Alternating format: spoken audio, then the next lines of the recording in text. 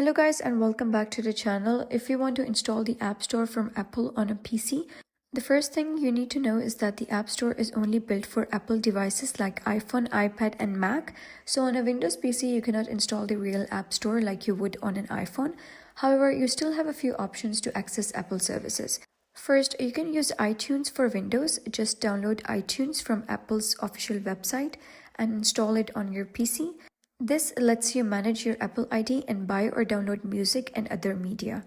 Second, you can go to iCloud.com in your browser. Here you can access Apple services like Photos, Mail, Notes, and more directly from your PC. Third, if your goal is to run iPhone apps on PC, you would need an iOS emulator or a simulator. But these are limited and not the same as the App Store.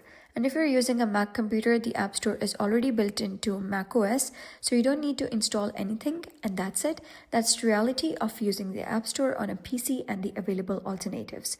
So if you found this guide helpful, please consider subscribing and leaving a like. It really helps me out, and I'll see you next time.